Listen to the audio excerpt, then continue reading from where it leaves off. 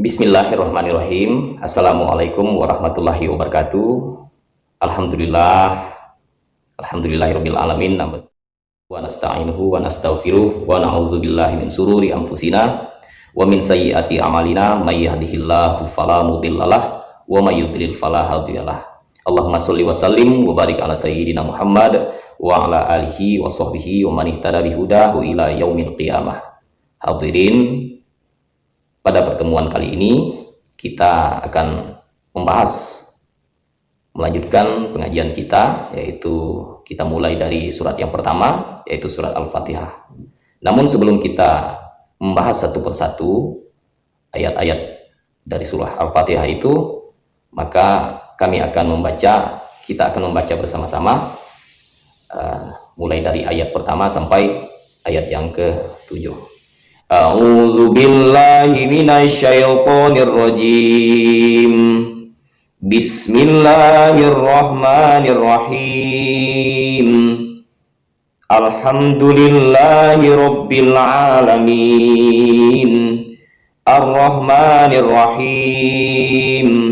Maliki yaumiddin. Iyyaka na'budu wa iyyaka nasta'in. Ihdinas siratal mustaqim.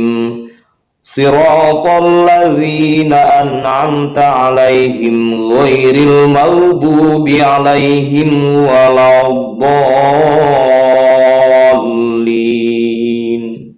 Selanjutnya kita bahas satu-satu mulai dari Bismillahirrahmanirrahim. Sin mempunyai sifat hamas. Apa hamas itu? Hamas adalah mengalirkan angin.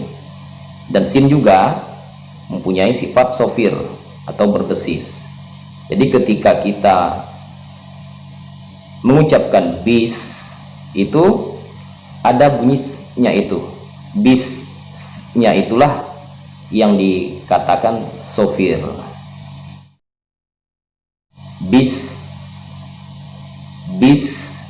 Selanjutnya millah, bismillah, lam jarallah dibaca hukumnya tarqiq atau dibaca tipis, sebab huruf sebelumnya berharokat kasroh, maka kaidahnya atau hukumnya dibaca dengan tarqiq atau tipis. Adapun temponya, lam jalallah itu dibaca 2 harokat. Kemudian hi-nya agak tebal ya, hanya ha besar, hir bertemu dengan alif lam syamsiah atau idgham syamsiah. Kenapa dikatakan alif lam syamsiah? Karena huruf-huruf syamsiah itu diibaratkan seperti syam, seperti matahari. Adapun lamnya kita ibaratkan seperti bintang-bintang, yang pada waktu siang hari bintang itu kan tidak kelihatan, tidak terlihat, tidak tampak atau tidak muncul. Oleh karena itu lam ketika bertemu dengan huruf-huruf syamsiah, ia diidghamkan sehingga tidak tampak dalam bacaan. Hirro, ro ini agak ditekankan sedikit karena ia huruf bertasdid, jadi agak disyiddahkan, ditekan sedikit. Kemudian huruf ra-nya dibaca tebal ya, dibaca tebal, dibaca tafkhim, sebab kaidah huruf ra itu ketika berharokat fathah atau domah itu dibaca tebal. Nah ini kan berharokat fathah, jadi kita baca ro. Hirroh, ha itu makhrajnya berada di tengah-tengah tenggorokan, atau dalam istilah tajwidnya wasatul halqi, yaitu dia ada di tengah tenggorokan. Halqi itu tenggorokan, wasatul itu tengah, jadi tengah tenggorokan. Jangan lupa ha juga mempunyai sifat hames. Hames itu mengalirkan angin juga. Jadi dia dibaca tipis, roh, roh, roh, jangan dibaca roh, jangan dibaca ditekan ke bawah, dinaikkan ke atas suara anginnya. Kemudian ma di sini ada fathah berdiri sebagai pengganti alif, maka ia dibaca mat tabi'i. Hukumnya mat tabi'i 2 harokat, ya, 2 harokat dibaca Bismillahirrahmanirrahim. Jadi ketemu lagi dengan alif lam syamsiah atau idgham syamsiah, di mana alif lamnya tidak dibaca. Bagaimana kita jelaskan tadi, huruf-huruf hijaiyah yang samsiah itu diibaratkan seperti syam, diibaratkan seperti matahari, sedang huruf lamnya diibaratkan seperti bintang-bintang pada waktu matahari muncul. Jadi bintangnya tidak kelihatan, lamnya tidak terlihat, meskipun ada tapi tidak terlihat. Maka sering juga ia dikatakan seperti idgham syamsiah, artinya dia masuk, tidak dibaca, tidak tampak dalam bacaan. Ro-nya sama juga seperti penjelasan tadi, ada tasdid, jadi agak disyiddahkan, agak ditekan. Ro-nya kita baca tafkhim sebab ia berharokat fathah. Kemudian him ini hanya ha kecil, ya, ha kecil, maka tipis juga. Nah, kemudian him di sini hukum bacaannya mad arid disukun.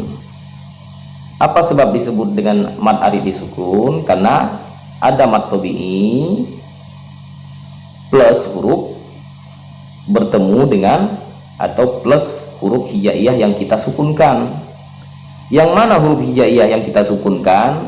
Huruf hijaiyah yang kita sukunkan ini adalah mim. Jadi dalam riwayat Imam Hafs, qiraat Imam Asim, Thoriq Satibiyah atau jalur Satibiyah, ia boleh dibaca pendek, boleh dibaca qasar 2 harokat, bisa juga dibaca tawassud atau pertengahan 4 harokat, bisa juga dia bisa dibaca panjang, dibaca full 6 harokat. Yang penting konsisten, jangan sebentar. Di ayat pertama kita baca 4 harokat, ayat yang kedua kita baca 6 harokat, kemudian ayat yang ketiga kita baca 2 harokat. Itu namanya tidak konsisten. Jadi kalau memang mau 2 harokat semua, kalau mau 4 harokat semua. Nah, coba kalau kita baca seluruhnya, ya. Bismillahirrahmanirrahim, itu 4 harokat. Coba kalau kita pakai 6 harokat. Bismillahirrahmanirrahim, 6 harokat. Kalau kita baca 2 harokat seperti apa? Bismillahirrahmanirrahim, 2 harokat saja, ya. Boleh kita pilih salah satu, yang penting konsisten. Selanjutnya kita bahas ayat yang kedua. Di ayat yang kedua ini Alhamdulillahirabbil alamin. Nah, sebelumnya kita jelaskan dulu, ya. Di mushaf cetakan Indonesia, alif berdiri ini atau hamzah wasol ini sudah diberi harokat fathah supaya memudahkan kita membacanya, tidak keliru dalam membaca, tidak menyeleweng dalam membacanya. Namun di cetakan mushaf cetakan Timur Tengah itu hamzah wasolnya atau yang kita kenal dengan alif ini, namun sebetulnya ini bukan alif, ini hamzah wasol, ya. Ini hamzah wasol, ya. Untuk kaidah membedakan mana hamzah wasol dan alif nanti kita bahas di pembahasan selanjutnya. Hamzah wasol ini kita beri harokat fathah, sebab ketika hamzah wasol bertemu dengan lam ta'rif, ia dibaca dengan harokat fathah, Kita lihat juga huruf ketiganya. Kalau huruf ketiganya huruf-huruf samsiah, maka lamnya tidak dibaca. Namun jika huruf ketiganya huruf komariah, maka ia disukunkan. Seperti di ayat yang kedua ini, huruf ketiga dari ayat kedua ini adalah ha. Jadi setelah hamzah wasol, alif dan ha, ini ha yang ketiga inilah yang disebut dengan huruf komariah. Alif lam bertemu dengan huruf komariah, atau sering juga kita menyebutnya izhar komariah. Itu kenapa disebut dengan izhar komariah atau alif lam komariah? Jadi begini, huruf hijaiyah komariah itu diibaratkan seperti komar, seperti komari, seperti bulan. Sedangkan lamnya sama juga. Lam itu diibaratkan seperti bintang-bintang yang ketika bulan muncul, dia kelihatan, dia tampak. Itu lam ketika bertemu dengan huruf komariah, ia diizharkan sehingga dibaca jelas tanpa dengung, tanpa pantulan. Jangan yang keliru itu alham, ada pantulan, karena lam bukan termasuk dalam huruf qalqalah.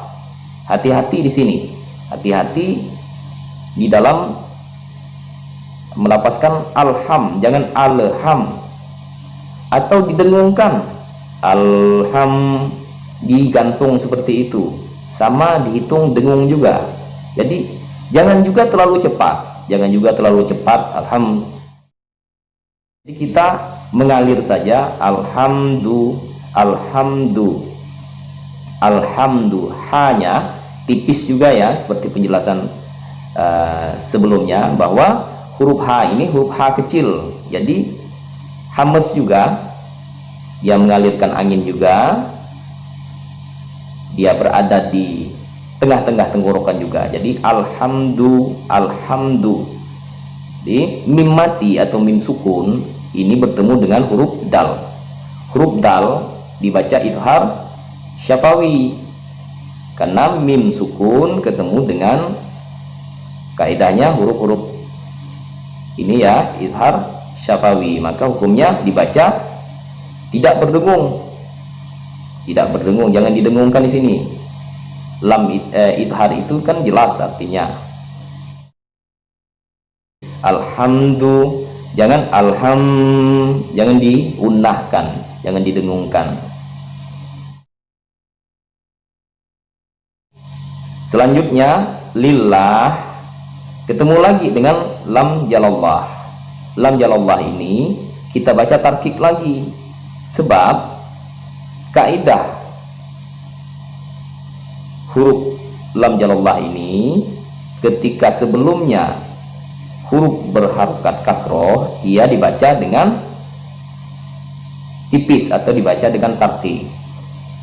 Adapun temponya, cara membaca lahnya itu sama juga seperti penjelasan di atas, itu dibaca dengan tempo 2 harokat.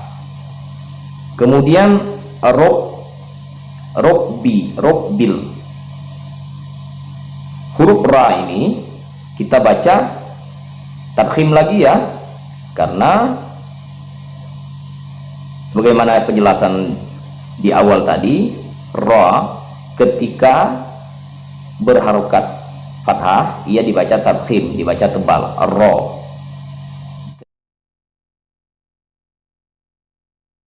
Ketika ia berharokat kasroh baru ia tipis. Ingat juga ra ini ra ini ada sifat takrir, yaitu bergetar di ujung lidah. Jadi robbil, jangan robbil, jangan terlalu lemah, karena kalau kita lemahkan bisa terjadi lahzah, terjadi kesalahan dialek, bisa terdengar seperti hirobbil, hirobbil. Lidah tidak bergetar kalau hirobbil, tapi hirobbil, lillahi robbil. Jadi di sini ba, selanjutnya huruf ba ini huruf yang bertasydid, jadi agak disyiddahkan, agak ditekan, robbil. Nah, selanjutnya kita setelah huruf ba ini bertemu lagi dengan alif lam komariah, atau bisa juga disebut dengan idhar komariah. Jadi dibaca dengan jelas hirobbil, tanpa didengung, tanpa juga di kolkolah atau bil. Hirobbil ain ini hati-hati juga, jangan hirobbil alamin, karena begitu hirobbil alamin, sedikit kami singgung, bukan segala puji bagi Allah Tuhan semesta alam lagi. Kalau kita ubah menjadi hirobbil alamin, itu artinya menjadi segala puji bagi Allah, raja segala penyakit. Itu kalau ainnya kita ubah menjadi alif, kita ubah jadi a biasa, jadi a biasakan a, ini huruf ain. A sini fathah berdiri juga, fathah berdiri, jadi pengganti alif. Hukumnya dibaca mat tabi'i, juga dibaca 2 harokat. Hirobbil lamin, min di sini mad alif li sukun lagi. Kenapa mad alif li sukun? Karena ada mat tabi'i plus atau bertemu dengan huruf hijaiyah yang kita sukunkan. Yang mana huruf hijaiyah yang kita sukunkan itu? Huruf hijaiyah yang kita sukunkan adalah huruf nun. Jadi kaidahnya sama seperti di ayat yang pertama tadi. Ketika mad alif disukun, seorang qori boleh membacanya dengan 2 harokat, boleh membacanya dengan pertengahan atau tawasud 4 harokat, boleh juga membacanya dengan bacaan tul atau bacaan panjang, yaitu sepanjang 6 harokat atau 6 ketukan. Dengan kaidah harus konsisten. Kalau memang mau 4 harokat, kalau memang mau 2 harokat 2 harokat, kalau mau 6 harokat 6 harokat semuanya. Selanjutnya kita masuk ke ayat yang ketiga. Masih sama juga. Di ayat yang ketiga ini kita ketemu lagi dengan hamzah wasol. Sebagaimana penjelasan bahwa hamzah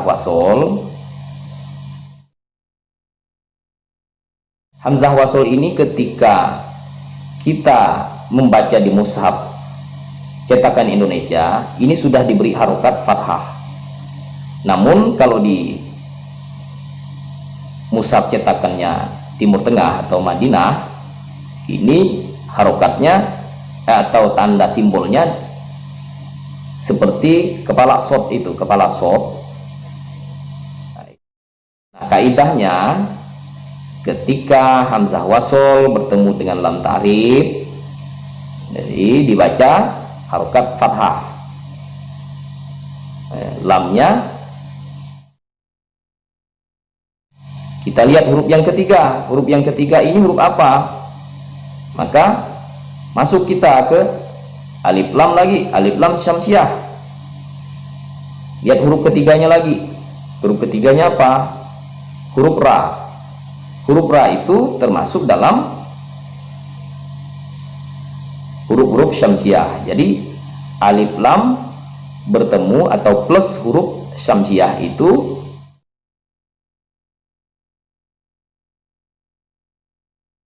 lamnya tidak dibaca. Ar-roh, langsung kita menuju ke ra-nya.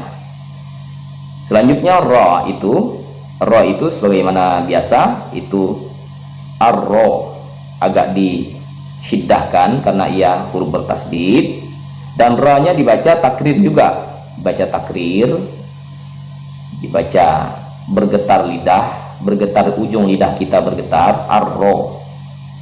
Ro-nya dibaca tebal, dibaca tafkhim karena berharokat fathah. Ar-roh, ha ini makhrajnya berada di tengah-tengah tenggorokan, atau dalam istilah tajwid itu kita sebut dengan wasatul halqi. Jadi mengalirkan angin juga. Ha ini karena termasuk dalam huruf-huruf hamas juga, sifat-sifat huruf hamas juga, sifat-sifat hamas, jadi mengalirkan angin. Dia dibaca tipis juga ar-roh, ar-rohma, ma masuk ke mim lagi. Ma di sini fathah berdiri sebagai pengganti dari alif, maka hukumnya kita baca mat tabi'i, baca 2 harokat, ar-rohma, ar-rohma, kemudian nirroh. Di sini kita bertemu lagi dengan alif lam syamsiah, huruf alif lam syamsiah, yaitu ketemu dengan ra lagi, nirroh, nirrohim. Ra-nya kita baca tafkhim lagi ya, dan waktu kita mengucapkan nirroh itu agak ditekan sedikit atau disyiddahkan karena ra-nya bertasdid. Perlu diketahui bahwa tasdid, huruf-huruf yang bertasdid dalam Al-Fatihah itu jumlahnya ada 14. Ada 14. Jangan sampai tidak jelas, karena akan mempengaruhi makna di sini. 3 diantaranya ada di Bismillahirrohmanirrohim. Jadi totalnya huruf-huruf yang bertasdid itu ada 14. Selanjutnya kita ke bahasan nirrohim, mad arif lisukun lagi, mad arif lisukun, mad arif lisukun. Nah, kenapa disebut dengan mad arif lisukun? Mad arif lisukun kita bertemu dengan, kita ada mad tabi'i bertemu dengan huruf hijaiyah yang kita sukunkan. Huruf hijaiyah yang kita sukunkan ini adalah huruf mim. Jadi pada qiraat Imam Hafs atau riwayat Imam Hafs, qiraat Imam Asim, jalur Satibiyah, ia boleh dibaca panjang 2 harokat atau qasar, atau dibaca tawasud, dibaca pertengahan 4 harokat.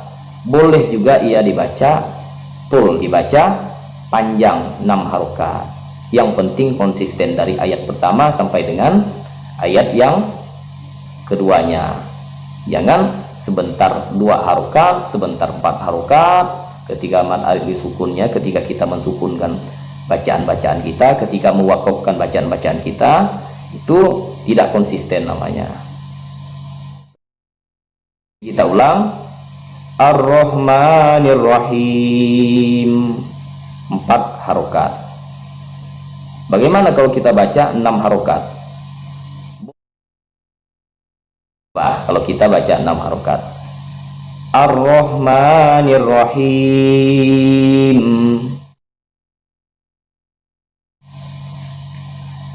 Kalau baca 2 harokat seperti apa? Boleh enggak? Boleh, yang penting konsisten.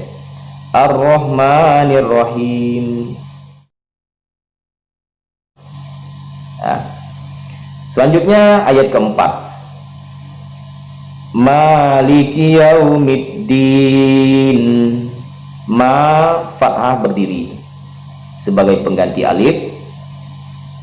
Sebagai catatan, pada riwayat Imam Hafs, qiraat Imam Asim, torik Satibiyah atau jalur Satibiyah, ia dipanjangkan ya, dipanjangkan menjadi mat tabi'i, dibaca 2 harokat. Maliki yaumiddin, maliki yau. Jadi jangan terlalu cepat, jadi jangan maliki yaumiddin, jangan gitu. Maliki yaumiddin. Kenapa? Karena huruf lam ini termasuk huruf-huruf tawasud juga, huruf pertengahan, dia agak lunak. Maliki agak, kalau mau melihat ketukan itu boleh juga diayun. Itu sudah 2 harokat. Maliki yau. Nah, yau fathah bertemu dengan huruf-huruf atau hablin atau lain. Huruf lain ya, rumusnya fathah bertemu dengan waw sukun atau ya sukun, maka dia baca lunak, dibaca mudah saja, jangan terlalu ditekan atau dikuatkan di situ, maksudnya ditekan. Jadi yaumiddin, maliki yaumiddin, middin bertemu lagi dengan alif lam syamsiah atau idgham syamsiah. Jadi middin, kita alif lamnya sebagaimana diketahui huruf dal itu salah satunya adalah huruf syamsiah. Jadi alif lamnya tidak dibaca. Alif lam hukumnya alif lam syamsiah atau idgham syamsiah. Din selanjutnya, din mad arif li sukun, mat tabi'inya di, kemudian huruf hijaiyah yang kita sukunkan huruf yang mana? Huruf nun ya. Pada riwayat Imam Hafs, Imam Hashim, torik Satibiyah, kita boleh baca 2 harokat atau qasar, boleh juga kita baca dengan tawasud pertengahan, boleh kita baca dengan tul, kita baca panjang 6 harokat. Maliki yaumiddin 2 harokat. Coba kalau kita baca 4 harokat, boleh nggak? Boleh, yang penting konsisten. Coba kalau kita hitung, maliki yaumiddin 4 harokat. Coba kalau 6 harokat, maliki yaumiddin 6 harokat. Selanjutnya ayat yang kelima, iya. Nah, iya di sini hurufnya bertasdid, jadi agak disiddahkan. Iya ya, ini iya, ini hamzah kotok dan iya-nya bertasdid. Selanjutnya iya itu mat tabi'i dipanjangkan karena ada huruf ada alif berdiri ya, ada alif setelah iya-nya itu, maka iya 2 harokat. Kana na itu nun bertemu dengan huruf tawassud. Ingat ya pembelajaran kita sebelumnya tentang huruf-huruf tawassud itu, lin umar salah satunya adalah ain. Jadi tawassud itu huruf yang sifatnya tuh ketika kita membaca, aliran suara kita itu tidak juga terlalu tertahan, tidak juga terlalu mengalir, jadi agak-agak lunak. Iyyaka na'budu wa iya. Nah, sebagai catatan juga, jangan sampai dunya dipanjangkan karena di situ tidak ada mat tabi'i ya. Jadi jangan iyyaka na'budu wa iya, jangan jangan seperti itu. Jadi iyyaka na'budu wa iya. Nah, iyanya bertasdid, jadi agak disyiddahkan juga, agak ditekan. Iyanya mat tabi'i lagi, dibaca 2 harokat. Iyyaka na'budu wa iyyaka nas itu sebagaimana penjelasan sebelumnya, sin itu mempunyai sifat hamas dan sifat sofir. Sifat hamas itu apa? Sifat yang mengalirkan angin. Sedangkan sifat sofir itu sifat yang berdesis, jadi dia harus mengalir angin dan ada sifat desis. Desis itu seperti suara ular. Iyyaka na'budu wa iyyaka nasta'in. Kanasta'in, ta'in mad arid disukun, i-nya mat tabi'i kemudian bertemu dengan huruf hijaiyah yang kita sukunkan. Sama juga kaidahnya seperti di penjelasan sebelumnya. Ini mad arid disukun ini boleh kita baca 2, 4 atau 6 harokat. Selanjutnya kita masuk ke ayat yang ke-6. Nah, di sini kita bertemu dengan hamzah wasol lagi. Di dalam mushaf cetakan Timur Tengah itu seperti simbolnya kepala sod. Adapun mushaf cetakan Indonesia ini sudah diberi harokat kasroh, jadi ih hamzah wasolnya sudah diberi harokat kasroh, jadi ihdinas. Nah, ihdinas, lam, alif lam bertemu dengan huruf syamsiah. Yang mana huruf syamsiahnya? Huruf syamsiahnya adalah huruf shad. Nah, huruf shad ini huruf yang bertasdid juga ya. Jadi kita agak ihdinas agak ditekan juga, agak disyiddahkan juga. Adapun sifat-sifat huruf shad ini, jadi dia punya sifat hamas, mengalirkan angin. Dia juga mempunyai sifat sofir, yaitu berdesis. Ihdinas. Begitu kita masuk ke fi-nya, itu dia mempunyai sifat itbaq. Itbaq itu artinya terangkat. Apa yang terangkat? Jadi lidah kita ini terangkat ke langit-langit, mulut kita. Jadi dia juga huruf isti'la. Jadi selain isti'la, huruf tebal, huruf tafkhim, dia juga huruf itbaq. Ihdinas siratal, ro-nya kita baca tafkhim lagi dan takrir ya, bergetar. Ihdinas siratal mustaqim.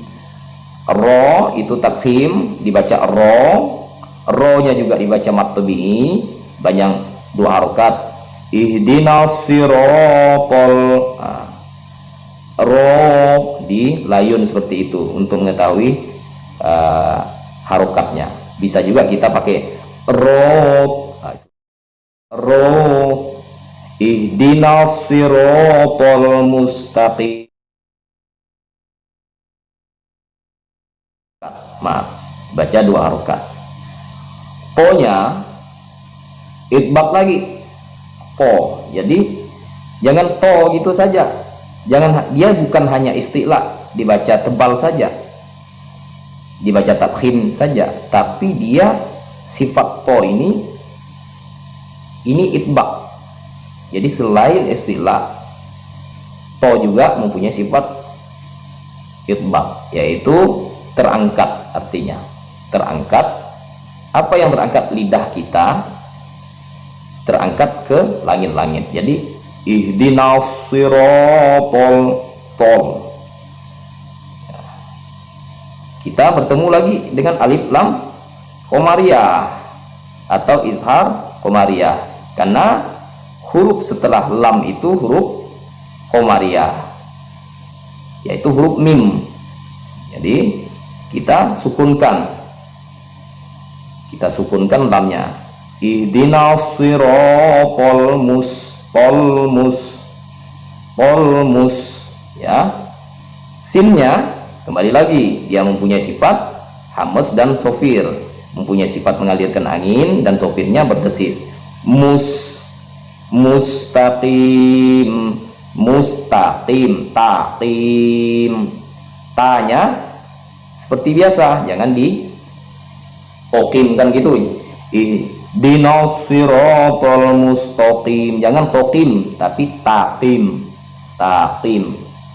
Ihdinas siratal mustaqim, ihdinas siratal mustaqim. Qimnya mad arif li sukun lagi, karena qi itu mad tabi'i kemudian bertemu dengan huruf hijaiyah yang kita sukunkan, yaitu huruf mim. Sama seperti kaidah yang kita sampaikan di sebelumnya, ini kita boleh baca 2 harokat, baca 4 harokat, atau baca 6 harokat. Selanjutnya ayat yang terakhir, siratal ladzina an'amta 'alaihim ghairil maghdubi 'alaihim waladdallin. Fi itu mempunyai sifat hamas juga. Fi dia juga ada sifat sofir, dia juga mempunyai sifat itbang, dia juga mempunyai sifat istilah, dibaca tebal. Siratal ladzi, ro itu dibaca takrir lagi ya, ro ada getaran di ujung lidah, dan hukumnya dibaca tafkhim lagi karena dia berharakat fathah. Berharakat fathah dibaca 2 harokat juga karena ada alif setelahnya. Kemudian tol ladzi, itbaq lagi, dan istilah atau tebal atau dibaca talkhim. Siratal ladzi, mahruf zi ini ada di ujung lidah, arah punggungnya, jadi menempel, punggung lidah kita ini menempel pada ujung 2 gigi seri kita di depan, gigi seri yang ini di depan. Jangan siratal ladzi itu berarti pakai jim. Siratal ladzi itu pakai zai, jadi ini ri. Siratal ladzi, siratal ladzi ya. Karena kalau kita ubah menjadi zai atau jim itu merubah makna. Zi-nya dibaca 2 harokat juga karena mad tabi'i, kasroh bertemu dengan ya sukun, dibaca 2 harokat. Siratal ladzina an'am, nun sukun bertemu dengan ain, ia dibaca idhar halqi, dibaca jelas tidak berdengung, jangan didengungkan. Nah itu yang keliru. Ada lagi kalau kita kolkolahkan, atau kita yang sering keliru juga itu na'am, jangan ya, karena dia bukan huruf-huruf kolkolah. Na'am ain, kemudian mim sukun, huruf selanjutnya adalah ta, jadi itu hukumnya idhar syafawi, sama juga dia tidak berdengung, dia tidak diunahkan. Na'am ta'alaihim ya, ketika berada di tengah ini disebut dengan hablin atau layin, jadi lunak saja, dibaca lunak, dibaca lembut. Himnya hanya ha aksol halqiyah, agak di ini hanya ha besar, dan himnya jangan didengung, jangan diunahkan seperti itu. Ghairil hablin atau lain, ini kaidahnya seperti pembahasan sebelumnya adalah ketika fathah bertemu dengan huruf waw sukun atau ya sukun, maka hukumnya ketika berada di tengah ini disebut dengan hablin, hablin atau layin. Jadi lunak saja dibaca lunak, dibaca lembut. Ra-nya dibaca tarkik ya, karena ketika sudah kita jelaskan di awal tadi, ketika ra ini berharokat kasroh, hukumnya tarkik, hukumnya dibaca tipis, ril, dan ra ini juga mempunyai sifat takrir. Jadi jangan tidak jelas. Misal begini, wairil, jangan seperti itu. Wairil, wairil maudu, ubu itu bob, itu ada sifat itbaq juga. Kemudian dia punya sifat istilah, dibaca tebal, dibaca tadkhim. Dia juga mempunyai bob ini, dia ada sifat istitolah. Jadi bo, jadi dia sudah baca tebal, dibaca itbaq, lidah kita terangkat. Kemudian dibaca istitolah. Istitolah itu dah seperti ada huruf L gitu. Bu, jangan bu gitu. Wairil bu. Jadi terdorong, lidah kita ini terdorong, arti istitolah itu. Baca 2 harokat juga karena mat tabi'i. Bi'alai, lai itu hablin lagi atau lain. Kaidahnya ketika ada fathah bertemu dengan waw sukun atau ya sukun, nah, jadi dibaca lunak saja. Himwa itu mim sukun bertemu dengan waw, maka dibaca idhar syafawi. Walau bo, karena kita sudah mendekati huruf istilah, huruf istilah, maka lamnya agak dah mulai ditebalkan juga. Jangan walat bo, jangan walat, walau lau, ini alif lam syamsiah lagi, karena huruf bod ini masuk ke dalam huruf-huruf syamsiah juga. Dan dot ini sama juga, huruf bod ini mempunyai sifat istilah, dia juga mempunyai sifat itbaq, yaitu sifat yang terangkat. Apa yang terangkat itu? Sifat yang terangkat itu adalah lidah kita ke langit-langit. Dan dia juga seperti dijelaskan sebelumnya, bod ini mempunyai sifat istitolah, yaitu terdorongnya lidah. Walau bo, mad lazim musakol kalimi. Kenapa disebut dengan mad lazim musakol kalimi? Jadi ini mad artinya panjang, lazim itu seharusnya, musakol itu berat, kalimi itu satu kalimat maksudnya tuh. Jadi ada mad tabi'i plus atau bertemu dengan huruf hijaiyah yang bertasydid. Huruf apa yang hijaiyah bertasydid itu? Yaitu lam itu. Walau bo, pada riwayat Hafs, qiraat Imam Hasim, jalur Syatibiyah, ia dibaca panjangnya 6 harokat. Jadi tidak ada pilihan 2, 4 ya, tidak ada. Dia dibaca 6 harokat. Bolin, walau bolin.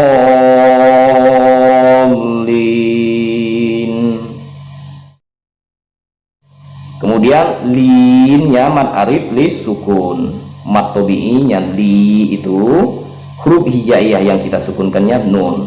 Jadi ia dibaca